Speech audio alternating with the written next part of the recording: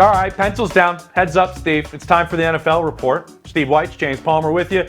And we have the man, Steve, who is spending every waking hour with the number 1 overall pick, Bryce Young. That's Panthers offensive coordinator Thomas Brown, going to join the show for an exclusive interview. Just wait till you hear what he has to say about the number 1 pick. Just wait till you have to hear. I can't wait for it because I used to cover Thomas in college when he was a running back at Georgia, so I'm really excited about this. But JP, I'm a little down in the dumps. 2 days ago, a water main breaks in the house.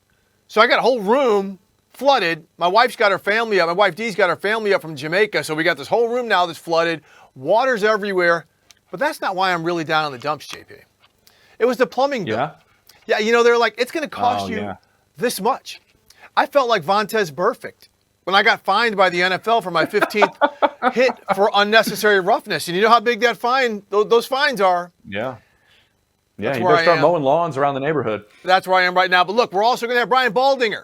And we are going to have all kinds of different angles on this Aaron Rodgers subject, from how, Aaron Rodgers' history to how it affects not only the Jets moving forward, but at least one of their opponents. You're not going to want to miss that. We've got Stacey Dales, Brian Baldinger, Mike Garafolo, Judy Batista joining us, JP. And first up, this is a game I don't think either one of us can wait to see. Coming up, we've got the Kansas City Chiefs coming off the L to the Detroit Lions, playing the Jacksonville Jaguars, who win the opener. And James, this doesn't say anything about the Chiefs, but the fact that we're talking about how they could open the season with back-to-back losses against the Lions and Jags tells you the state of those teams right now. Yeah. Steve, you've been down to the dumps too much, so I'm not going to go negativity. I'm going to swing it over to Jacksonville and go positive for us here. Imagine what this benchmark game could be for the Jacksonville Jaguars organization if they take down the defending Super Bowl champs in week 2. And this might happen, I think, Steve, because of when this game is happening. It's early in the season. We know Chris Jones is back. We know he's been doing 2-a-days down in Miami, but he's not Nick Bosa. I'm curious how many snaps he can go and how that affects them getting after Trevor Lawrence, because there's some issues injuries-wise up front on that offensive line. Can they still be explosive? And they can put some points on the board. And then on the other side, we know Travis Kelce probably coming back for this game. I was told when the injury happened, a 1 to 2 week injury. Is he 100%? This could be shaking up for a really good spot in the season for Jacksonville to come away with a win. The closing part of this, Steve, is closing out games. That's something that the Jaguars know that the Chiefs are very good at. We know that Patrick Mahomes and Andy Reid are great in the fourth quarter. They get better as the game goes on. But talking to people in Jacksonville, they believe that's a trait that they're developing as well. And if they're able to compete in the fourth quarter and win a tight game over the defending Super Bowl champs, a game that they believe they should have won in the postseason. Right. Talk to Doug Peterson this offseason. He truly believes they should have won that game at Arrowhead. This could be a massive game for the organization, for the Jacksonville Jaguars, and they're treating it as such. It's a playoff atmosphere, I'm told, down there in Jacksonville. Well, as it should be. I mean, look, having Calvin Ridley and the way he performed in his debut last week is great reason for that optimism. And the fact that you talked about that the Jags actually had the Chiefs on the ropes to some degree in that playoff game last season, I mean, that says a lot about where they are. Now, remember, this was the game when Patrick Mahomes first got that high ankle sprain that, lingered all the way through the Super Bowl. So that was part of it. But you brought up Travis Kelce. He had 14 catches and 2 touchdowns in that game. He is that much of a difference maker. But will it make a difference with this receiving core that did not play well without him in week 1?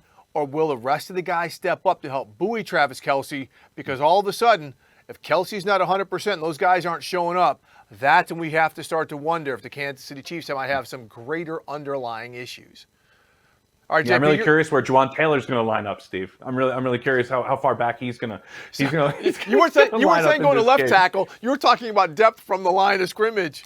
Right 100%. And guess what? I think Doug Peterson knows a thing or two about his former tackle. Let's move to the game that I'm going to be at. And I think this is a great game. This is Ravens at Bengals. And I had a chance to talk to a couple players on the phone this week.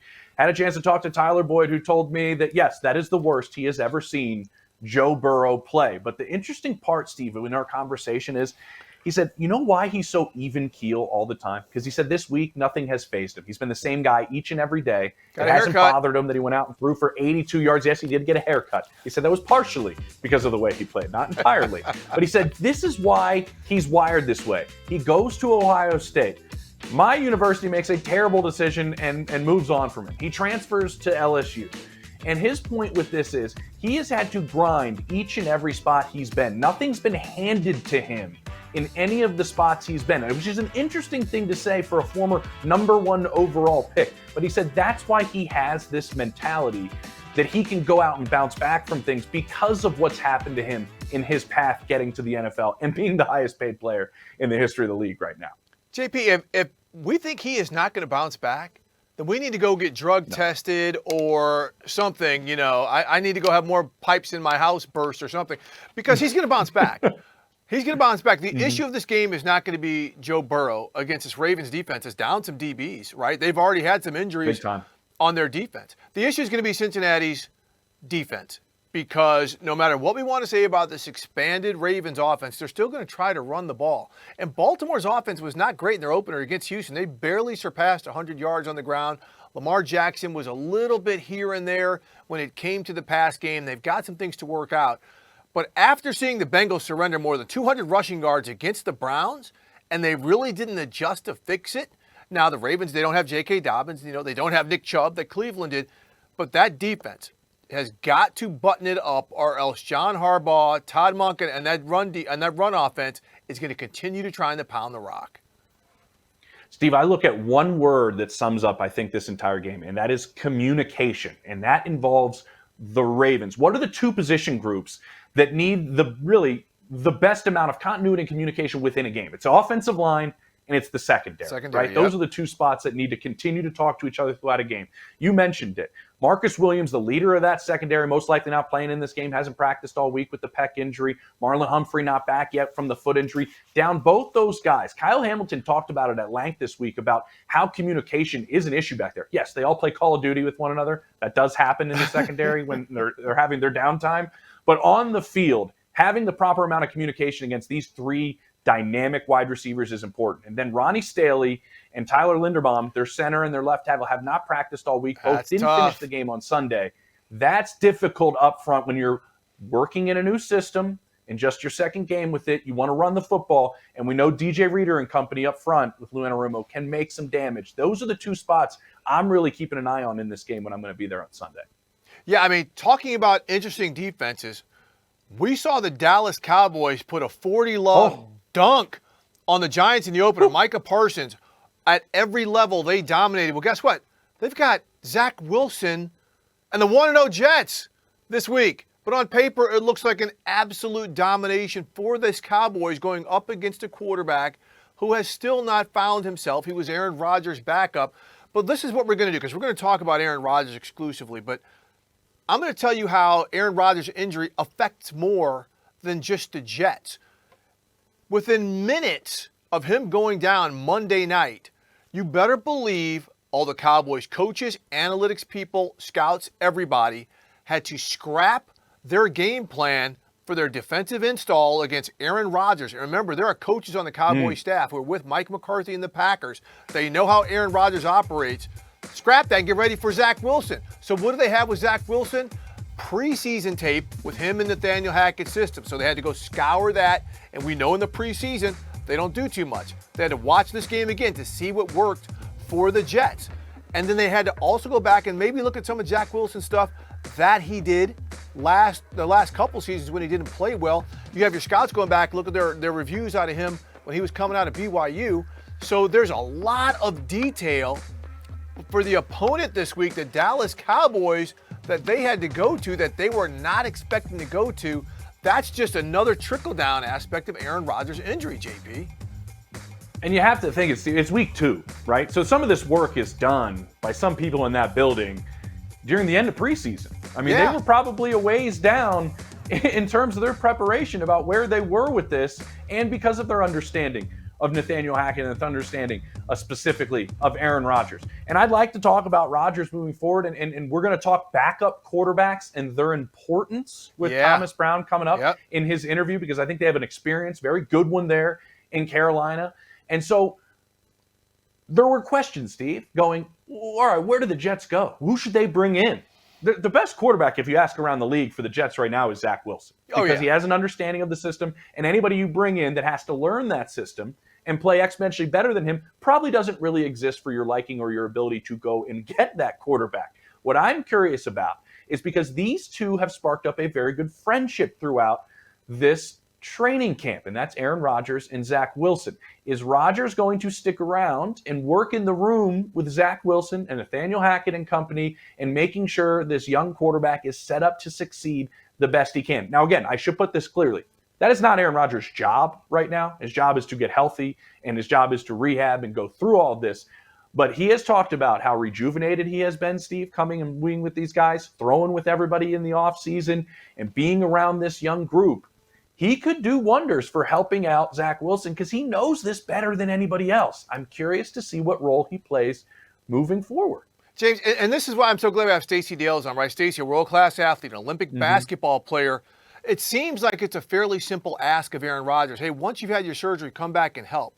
But we don't know what Aaron Rodgers is going to be going through. We don't know what he could be dealing with. We've heard so many athletes talk about maybe going into dark pockets during rehab and things like that. So to say, Aaron, you need to be there for him, that's not necessarily as simplistic of an ask as it could be. But I think your point of the fact that just a few months that he's had together with Zach Wilson, the relationship that they've had, he might be able to have sprinkled some of that magic fairy dust on him that it looks like he sprinkled for 3 seasons on Jordan Love based on how Jordan Love came out of the gate last week.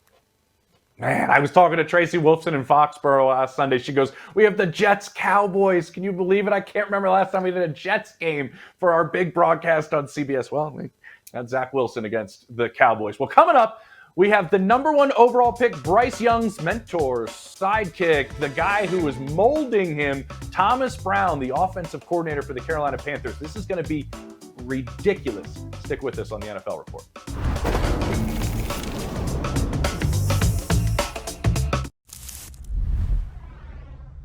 All right, now we have a very, very special guest. And, JP, this is what we love, right? We're bringing people insiders and information that they're not going to get anywhere else. And we got Panthers offensive coordinator Thomas Brown joining us here on the NFL Report. TB. Let's go. Let's go. Excited to be here. That's what I'm talking about, man. You're looking good. Appreciate it. You know, for the folks who are listening on the podcast, they won't see, but Thomas has got off the shrugs machine. He's kind of jacked and swole right now in our shot. Yeah. Hey, you only get one body in life, so I gotta maximize it, take care of it, work out every day. Yeah, they had to widen his shot to fit him in there. We're scrunched on the sides, make sure he looks good in the middle. Hey, Thomas, just for timeliness of this, before we get on to things, a couple years ago, you blew out your Achilles tendon. You know, when you were with the Rams, you're rolling around on the scooter and everything.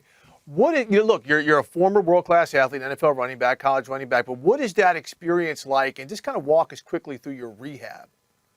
Yeah, so it was rough. So I would say I was going through a normal routine on the field, doing an individual drill. So every day we have, I would say, 20 minutes of individual. So I have the running backs and quarterbacks going through ball handle.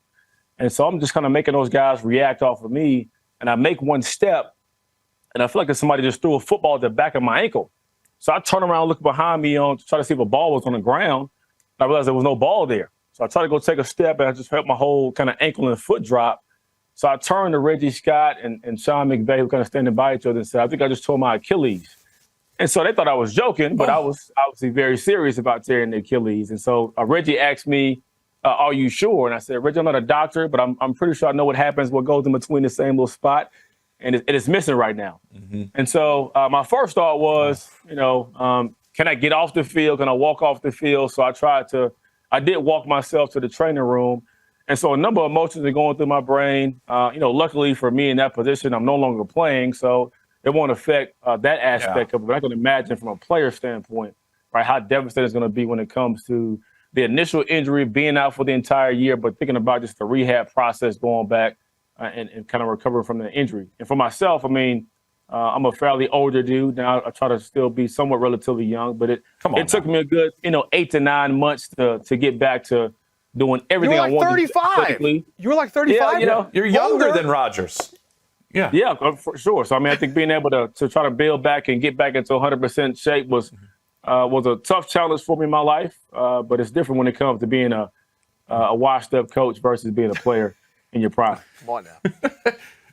But Tom, I'm kind of curious in this. So when this happens, and not just what we saw Monday night with Aaron Rodgers, but in any instance where your starter goes down, what's the first conversation on the sideline that you have as a play caller, as an offensive coordinator, as a part of the offensive staff with that backup quarterback that's going in? What initially happens on the sideline right away?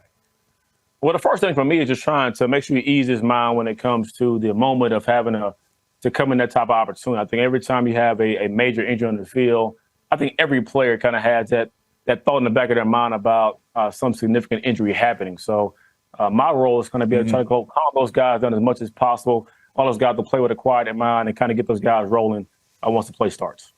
So Thomas, with that situation, so we know the big deal with Aaron Rodgers going to the Jets, the quarterback. You guys have a very capable backup in Andy Dalton. I mean, as we're looking around the NFL, not every team is as fortunate as you to have somebody like that. What about you guys in Carolina having someone like Andy Dalton who's there just in case of a worst-case scenario?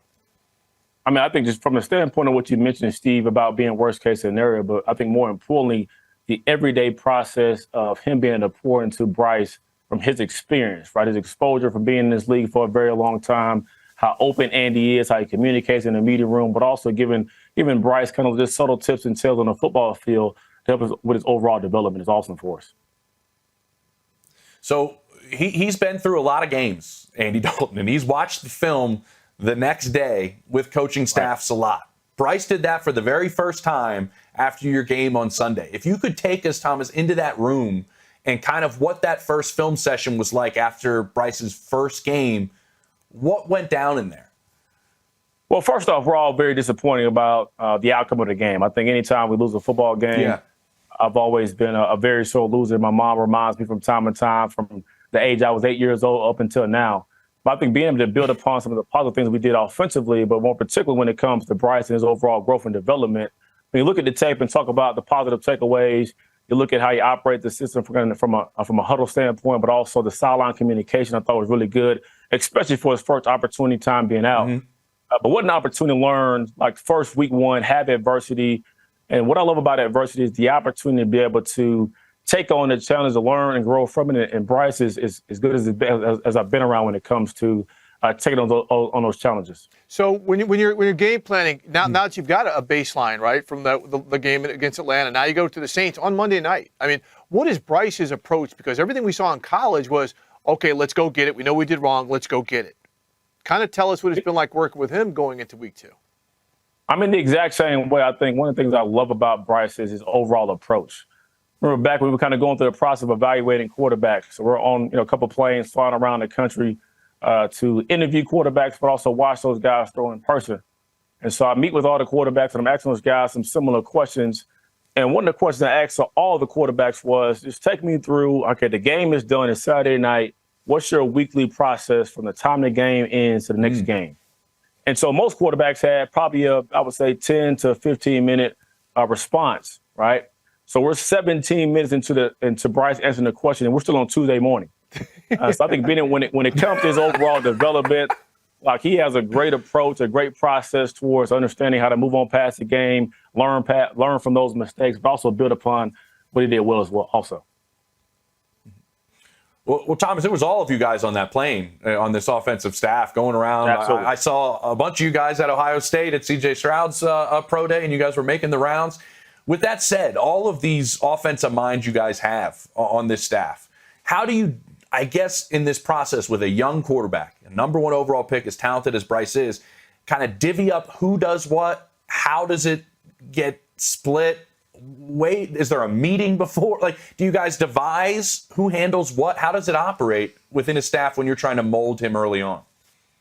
Yeah, I think the great thing about our setup is that we have a great operation when it comes to delegating roles and responsibilities. I think sometimes when it comes to having so much, whether it be mental capacity or experience in one room, depending on who you have, it can become an issue. But we do a great job when it comes to always checking your ego at the door. And we're all about trying to find ways to figure out what is right versus who is right. So I think the collaboration process we have has been amazing. It's been awesome. I look forward to kind of building that every day. And Thomas, you talk about, the collaboration, forging an identity, right? You're a former running back. You've coached running backs. What about the run game and how important that is? And to not only helping Bryce develop, but you guys establishing what type of character you're going to be offensively. Yeah, so, we break down our offensive identity. So we talked about this from day one. We got back here in April when our players came in. We broke it down to kind of 3 different categories. All right, number 1 was being physical at every position. And so you mentioned the run game. Everything starts with that approach up front. That's one of the biggest positive takeaways from our game is that we did a really good job of being aggressive, attacking. Running backs did a really good job when it comes to running after, making contact after the ball, kind of from a contact standpoint, fighting for extra yards. When it comes to the overall development of a young quarterback, but also offensively in general, everything builds off of that. When you talk about your play pass, your keepers, your nakeds, and obviously drop back offense as well. Thomas, does that play off of what obviously you look at what everybody else is doing, right? And everybody kind of sees and steals from one another. Is it looking at what is a trend in defensive football in the NFL alters what you want to do offensively? Or do you look more at offensive football around the NFL and then kind of build it off that? Obviously, it's off of your personnel, but still, which side of the ball do you look at more to kind of build that identity? What you said last part, the most important thing is you kind of already mentioned when it comes to understanding your personnel and what you guys do well offensively, up front, quarterback-wise, your skilled players. But, to me, it's kind of a combination of both. When you look at trends around the league from an offensive standpoint, defensively, you can get certain ideas from there from an offensive perspective, but we kind of hold true to our identity, our philosophy, and trying to build upon it every single week, but also doing a great job of self-scout. So once we have a game, obviously kind of making those corrections, but what do we put on tape? What can we build off of that? And kind of our opponents is watching to kind of, make it more difficult for those guys to defend us moving forward. And Thomas, we saw in preseason, second half of games, you were calling the plays. Frank Reich said at some point you guys are going to make the transition, whenever that is, this season, next season, whatever. You're going to be the play caller. How do you guys work with that? How does Frank work with you? You coach under Sean McVay and maybe teaching you some of the things and taking your input on some things so you guys can forge when that transition takes place. Well, one, I've always been a sponge. So have an opportunity to, like you mentioned before, be in an environment with so many great minds around us. But the kind of one-on-one time with Frank every single day, we kind of put together our game plan to talk about certain ideas. Obviously, leaning on guys like Coach Caldwell as well, who can kind of obviously add advice from his vast experience from a behind-the-scenes standpoint. But I think it's about the daily collaboration and me understanding more about him and kind of vice versa in combination with putting our players in the best spot to have success, week in and week out. Tom, I'm fascinated by play callers. I love when guys say they're so much in the zone, they're not even looking at the sheet, right? They're just calling it. But everybody kind of has a different description of it, right? Some guys say it's a science. Some guys say it's an art. Some guys say it's a feel. How would you describe play calling? I think the biggest part of it is about preparation. So obviously being able to have a feel on game day is important. Being able to adapt and adjust depending on what the opponent is giving you is going to be a big part of you having success on game day. But it's about what are you doing throughout the week, putting the game from a game plan standpoint, how you bring it to life, but more importantly, how you explain those details to your players. Because ultimately, it all boils down to not how smart you claim to be or want to be as a play caller, but how smart are your players, what those guys can activate on game day. All right, Thomas, let's take it back. We got that number 20 on at UGA. Okay, we're going back to running backs. All the conversation this offseason is our running backs are devalued. But every week all I hear is how valuable the running game is. Right. What is the difference between the value of running backs and the value of the running game? Well, Steve, I'll say this. I understand the frustration around the league when it comes to some of these elite players who have continued to produce on a consistent basis and want to be rewarded for it. But all I can do is speak for us from an organization standpoint and our value. And I went up for a guy like Miles Sanders, for example, who had great value for us. And people may say from a market value standpoint, it was a little bit higher. But for just as far as how we want to be built identity-wise, it was a perfect fit for us when it comes to how we're building this system, but also a great for a rookie quarterback as well. Miles can do it all. We all know that he can do a lot of different things as a running back, Thomas. And so last one for me is you're going into your second game with your quarterback. Everybody talks about adversity when things don't go right for young quarterbacks. How do they bounce back? How do they respond? What was your take on this week? What maybe instances, if there is one, that sticks out to you most about Bryce, where you said, "Oh, okay, this is kind of different in this guy"? Well, I think to me is what I've seen every single day since he stepped foot in his organization from a practice standpoint, preparation-wise, but also in the meeting room. I mean, he is calm, cool, collective. But one thing I did see that I love is obviously from a gameplay standpoint, just the fire, the emotion, the demeanor on the sideline when it comes to making plays, getting guys going, but obviously wanting to have the ball in his hands when it counts the most. So we can definitely build upon when it comes to our overall operation. Thomas Brown, offensive coordinator for the Carolina Panthers. Thank you so much. Now that you finished shrugs and shoulders, don't forget leg day, Thomas. You got to stay balanced above below the waist, my man. Start every Monday with leg day. That's what I'm talking about. Definitely a big part of that. That's what I'm talking about. Wow. Thomas, thank you so much. Thank you for the time. He never misses leg day. That's Brian Baldinger, and he's going to be here later to tell us about Packers quarterback Jordan Love. The eye in the sky don't lie, and neither does Brian Baldinger.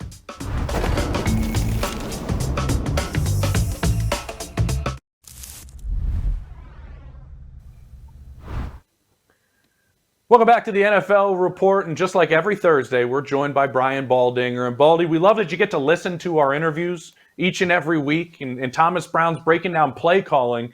I was in Foxborough last Sunday watching Brian Johnson go out there and call plays for the first time in the NFL. I'm fascinated by play calling, and I know you have an interest in it too, just in the manner in which it's done successfully.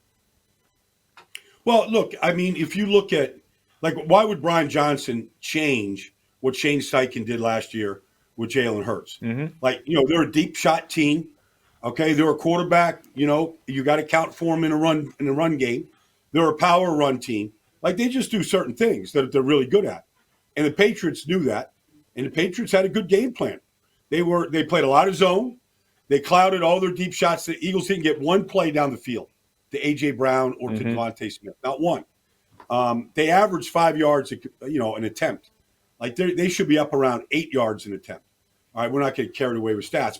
And then they played a 5-man defensive front with one linebacker, and they basically said, okay, move us off the ball. And all those mercenaries up front that play Patriot football, they didn't get moved. They didn't get moved by Jordan Mailata and by Kelsey and Lane. Like, they held their ground really well. They shut down what was a powerful running game a week ago. I mean, it was good balance from what the Patriots did defensively. Hey, Baldy, the folks listening on the podcast won't be able to see it, but you got a pillow behind you, man. Are you, like, sleeping in the office there, bro? He's grinding. It's in season. Man? Every once in a while, the eyelids, they get heavy, Steve. And I got to rest just for, like in the 15th hour, sometimes you need to sneak right there. I see it. That's good eyes right there by you, Steve. But sometimes those eyelids get a little heavy. Like, even a toothpick can't keep the eye open, I mean, this is how dedicated you are, Baldy. But you just talked about that Patriots defense. Well, this week they faced a buzzsaw of an offense with the Miami Dolphins. We saw them hang 36 on the Chargers. I mean, the passing game layered all over the place. I know Mike McDaniel said he wanted to run the ball more, but Jesus, man, it seemed like they were throwing the ball all over the time with routes that could not be denied. Well, look, I mean, Tyreek had, one of those days, okay? And I was just shocked that the Chargers never adjusted.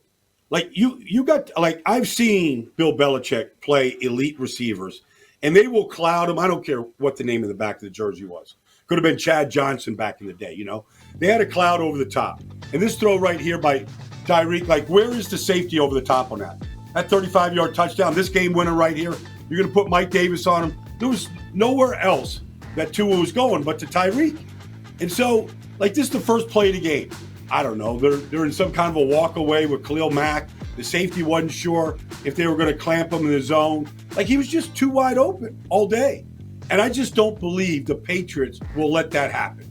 Like, maybe Jalen Waddle gets some, maybe the running backs get a few more, but I don't think Tyreek Hill is going to run wide open on open freeways up there in Foxborough this weekend.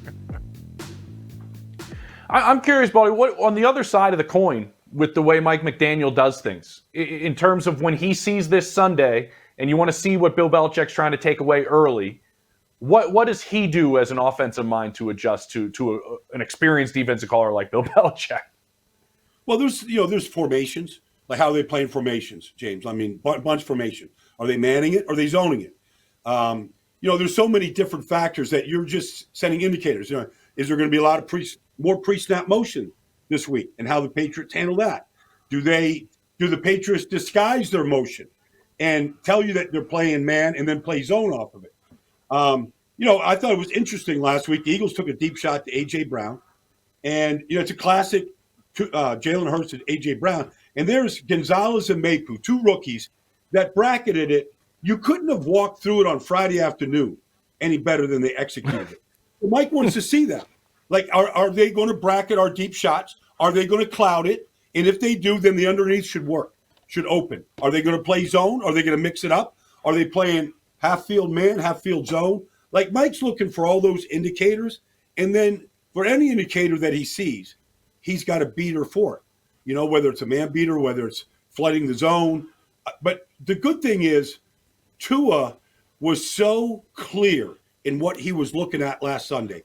And people can argue all they want about Tua. That guy, going back to Alabama days, is mechanically sound. His feet get set, and when his feet get set, like he makes one stick throw after another, like right here. Like in stride, you're going to get a lot of yak. Like he is a deadly accurate thrower. And his deep ball, like you can't throw it any better over the top. Now that's the fourth corner right there, for the Chargers. Why not go after it? Hey, Baldy, speaking about mechanically sound and indicators, let's go to Jordan Love, because for a couple of years we heard there was no indication that he was going to be able to play quarterback in this league. And from what we saw in the preseason and his debut, he looks like he's going to be just fine.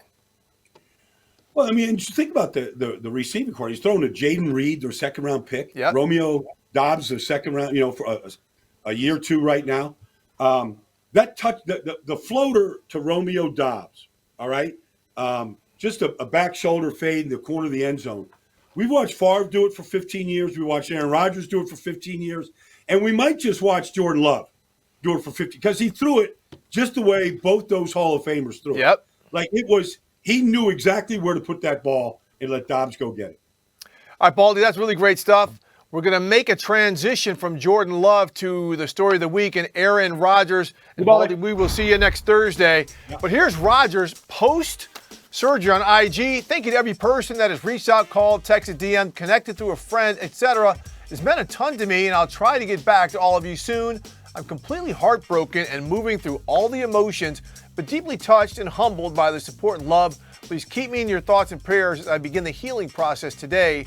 The night is darkest before the dawn, and I shall rise yet again. Proud of my guys, 1-0. So Aaron Rodgers does not sound like his career is going to be ending, getting carted off of a field. And now we bring in Stacey Dales, who out of all the people on our great NFL media staff has spent the most time around Aaron Rodgers. But Stacey, I want to get this from your perspective. Again, you're an Olympic basketball player. You are a world-class athlete, hooper at Oklahoma. An injury like this to someone like Aaron Rodgers, who, again, you spent years around at 39, the coping mechanisms he might have to put in place or whatever, like what can you tell us about maybe what he's going to have to deal with here? Yeah, no question. Good to be with you guys. And I do have a pillow in the background like Baldy, by and the way. A dog. I see. Yeah. With Aaron Rodgers, it was time for him to move on, right? And you just spoke with Baldy about Jordan Love and just how efficient he was, and they've really given him the keys to the Jeep, if you will. I mean, in Green Bay. And there's got to be something about the water in Green Bay when you come out and have a performance like that. But I would just classify this as traumatizing, and Jeff Collette, the producer, could probably attest as a Packers fan, like traumatizing and devastating for any player to suffer an injury in the first game, but for it to be Aaron Rodgers, who will be a first ballot, as we all know. And I can't recall, like you and I spoke, Steve, this week on the phone, and I just can't recall a player of this magnitude in week one suffering such a distinct injury. And then the questions sort of prevail, like, is this going to be the end of his career? We were told basically in that post that he gave us all on Instagram, no. And then Nathaniel Hackett spoke today as well about the fact that they fully believe at least there in the Jets building, that he's going to come back. And that's going to be, I think, the most interesting thing, because he's played through injuries in his career. This is Achilles injury. It's unlike, other injuries, and it takes a long time after the surgery to heal and to really get back on your feet again, if you will. But yeah, it's devastating. It's traumatizing for the team. And I think we've all learned that given some of the comments and interviews done this week. Stacey, I'm curious about the man that's always so closely tied to Aaron Rodgers, and that's Nathaniel Hackett. Mm-hmm. And now that he is there and he is not going to be working this season with Aaron Rodgers, how much of a spotlight is there on Nathaniel Hackett now that it's going to be him and Zach Wilson and not him and Aaron Rodgers? I think you nailed it, James. And you were there, obviously, for a lot of what took place in Denver, right, as he embarked upon his head coaching career in the NFL. Yes, you were. He's going to bear the responsibility fully. And I think you'll have an Aaron Rodgers who's very involved. Aaron's a coach on the field. Aaron dictates, as he's done his entire career, so much of what happens at the line of scrimmage. I mean, you could argue, like Tom Brady, doesn't need a play call. He's going to call the game himself. And when you have that kind of a blankie, it makes your job as an offensive coordinator a lot easier. Now, it was really interesting when they were together in Green Bay. I had some great conversations with Coach Hackett. He runs the stairs before the game. He's out there about 3 hours early. Those are the best times to grab a coach because the game plan's been set all week.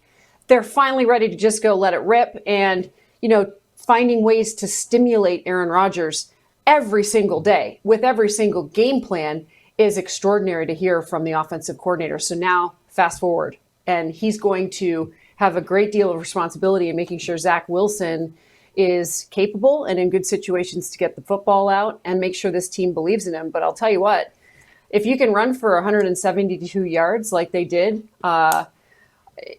despite Rodgers going down, and you've got Breece Hall, who's over 100 on the ground, and Delvin Cook, I would say there's the formula to start with if you're the New York Jets. Yeah, it's the formula that got him to 5-2 at the start of last season. Yep. I see some paws moving around over there, Stacey. By the way, I think we have a sleeping dog That's your behind dog. you. I know that from my dream right now. I know that from She's Hanky. dreaming. We are in dreamland right now. She is in dreamland. Yeah. And you know who's in dreamland right now? All of Detroit after they took down the reigning Super Bowl champs in the first week. Let's hear Dan Campbell after that win before we get back to Stacey. I didn't learn anything. I got verification on what I already knew. And this is a resilient team.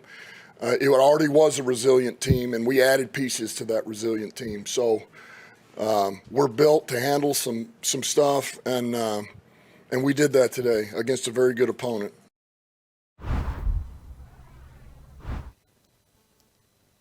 Motor City Dan. They did do that. Hey. They did do that, Stacey. How different is that building now with that man and where they are right now, Stacey? Where is that building in terms of their mindset?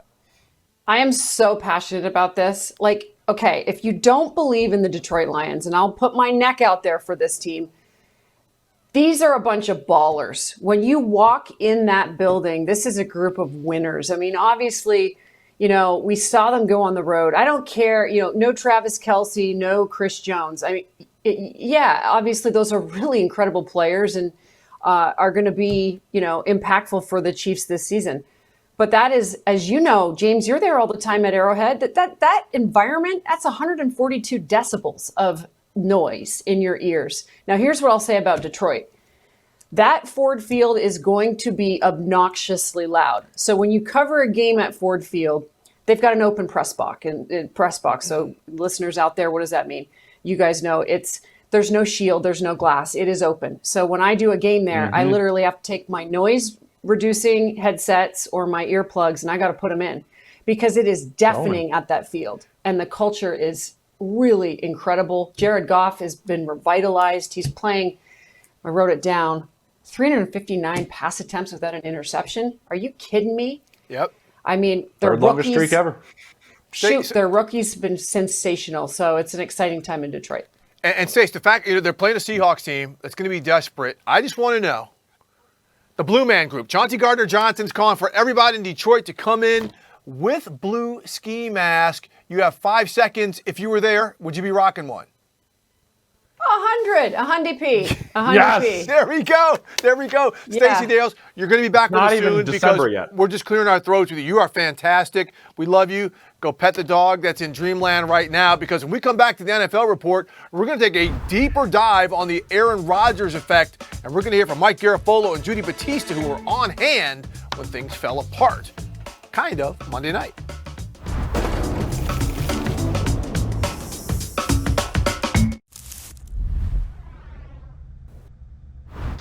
I feel more for Aaron than anyone.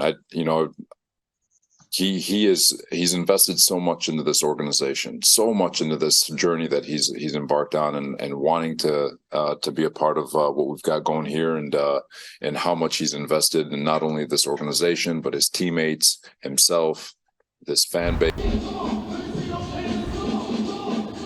That was Jets head coach Robert Saleh. Obviously, the news of Aaron Rodgers. We're joined. I was watching this game and the Achilles popping from my couch. Both of these individuals, and Judy Batista and Mike Garafolo, were there at MetLife. And Mike, I want to know, right from the jump, when you see it happen, do you jump out of your press box seat? Run me through how you got to the tunnel and what happened once you were there, trying to be the intrepid reporter on the scene that you are, Mikey G. Well, when you're in the press box, as Judy and I were, the first thing that you want to acknowledge, and if you hear this music, by the way, it's the music of everybody warming up here before the Eagles-Vikings game, as we're getting ready for it. You want to be the eyes and ears of the people who are watching at home, and they're not getting constant updates. So as soon as I see the cart headed for the blue tent, I said, all right, tweet it out, there's the cart. And then he leaves on the cart, and I said to Judy, that's it. We're not going to get anything else from the press box. Let's go down to the tunnel. We're looking for the x-ray room because I have a strong feeling he's headed there. And I said to Judy, I said, I know where the Giants is. Do the Giants have a separate, or the Jets have a separate one? And we were trying to figure that out. And eventually we hit a dead end. We couldn't walk any further. We said, must just be the one x-ray room outside the Giants locker room. Let's head back. So we start heading back that way. And I can hear on the walkie-talkies of security, they're getting ready for something. I said, Judy, he's coming out any second now. And all of a sudden I heard, are you ready? And the guy goes, yeah. They go, clear this hallway. Everybody's got to go inside. I look at Judy. I go, these guys got another thing coming if they think they're going to tell us to go inside. Judy's like, absolutely not. That's boy, Mike. In this hallway. So then the cart comes by me, and I start taking video. And you can see at the end of the video, the gentleman tries to jump in front of me to block the video, which was hysterical. And then his supervisor comes over and says, excuse me, what are you doing? I said, what do you mean? He goes, you're taking video. I said, I know I am. And he goes, why are you doing that? I showed him my press pass. And I said, for information distribution purposes. He goes, but are you allowed to do that? And I said, yes. And he goes, but ethically. I said, I'm not worried about ethically. I'm worried about journalistically. Yes, I am. So I tweeted the video out, and the rest was history. Hail to the fourth estate and Mike Garafolo for the hustle. Attaboy, Judy, Mike. Mike was there in the tunnels doing his job like the A1 reporter he was. And by the way, post-game, he absolutely killed the grasping of the emotions from pregame to, the injury to the actual celebration of a win. But Judy, you were there the following day with the Jets. Moving forward now, what is kind of the feeling? Is it okay, everybody else, you have to gird Zach, or is he really our guy? I don't know if they're talking themselves into it, but yesterday, which was the first time that the team was gathered, since then, he's their guy, and they're going to line up behind him. Frankly, they don't really have much of a choice. Right now, he is certainly their best option. He knows the offense. He's been there.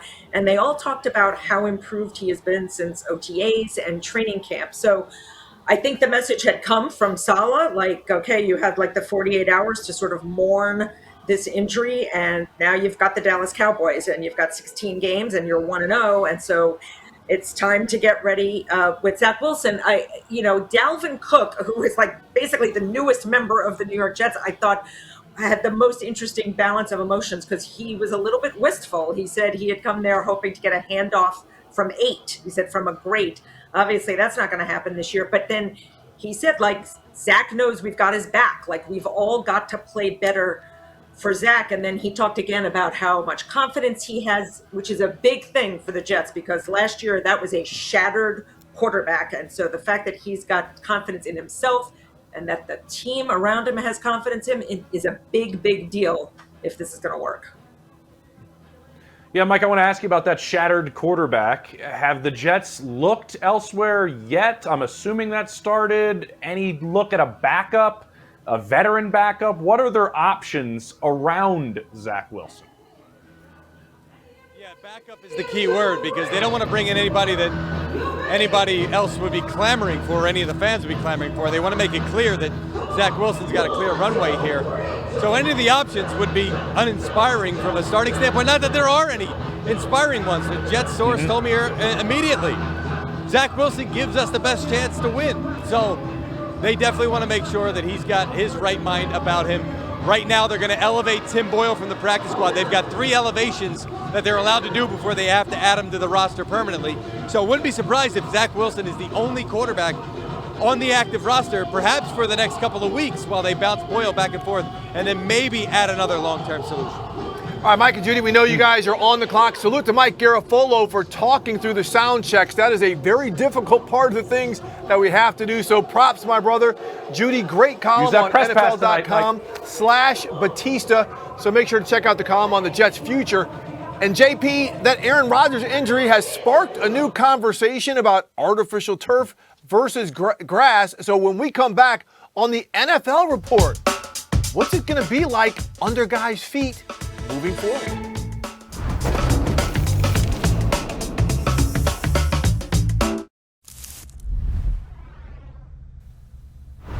Back at the NFL report, and Aaron Rodgers' injury sparked another huge debate, JP, and that is to turf or to have natural grass, as the NFLPA came out and said that all fields should be natural grass. David Bakhtiari, the left tackle for the Packers during the game, said this is another incident of artificial turf leading to an injury. But JP, we've heard the discussion. We know it's not going to happen. There are some teams that are just not going to put in natural grass. It could be to climate. It could be to a dome. There's no natural grass going in Mercedes-Benz in Atlanta or the Superdome in New Orleans. So this is going to be a continued debate, James. And so to tell people really about it, we're thinking about stadiums a lot when it comes to artificial turf or grass. But this is practice fields. This is indoor facilities as well. There's a lot more to it than just natural grass at stadiums. Yeah, that's exactly right. I was at Broncos when Russell Wilson talked about this week, and it was actually, I don't know, maybe it's a rarity, a very honest moment from Russell Wilson where he took, a stance. Steve, he had an opinion. He said, I specifically practice. He wants to be on grass fields for his ankles, for his knees. He brought up the indoor facility that the Broncos have, and it's a newer indoor facility that they have. And if that doesn't show you the way veteran players that we talk to, Steve, around the league feel about indoor practice facilities. Usually, if there's weather or something that happens, the team has to go indoors. There is every veteran on the team that is throwing on the sneakers, and they are like, I am done for today. I am doing a walkthrough. That is the extent of what I'll do on this indoor practice facility. That's usually what happens during the week. It's funny that that's their thinking, right, Steve? But at the same time, then on Sunday, they're going to go out and play on a turf field. And you brought this up earlier. Their first instance into the NFL as a young prospect at the NFL Combine is on what surface? It is not on natural grass. It is on turf. I mean, and that's part of it. And this is where Joe Burrow, JP, and you were talking about this when he came out and said, if we're going to have turf, it should be universal turf at all of those sites. Great idea. And speaking with the NFL, it is up to each individual team on which turf manufacturer they want to use for their stadiums and for their practice facilities. So that is a good idea by Joe Burrow. Why don't you elaborate? Yeah, I love that Joe came up with that idea, considering he's a guy that's also had an ACL in the past, right? And also is somebody that spends a lot of time on the turf, depending on how his offensive line plays. But having a universal turf from field to field, at least in his mind, would give players an understanding of what they're going to be playing on and a knowledge before they get to that game on what playing surface they're going to be playing on. But again, we'll find out if that happens. There's a lot that goes on in these stadiums moving forward in different types of events, monster trucks, all sorts of stuff. Steve, it was a pleasure. I'm going to see you Monday when we recap some Week 2 games on the NFL Report. See you guys on Monday.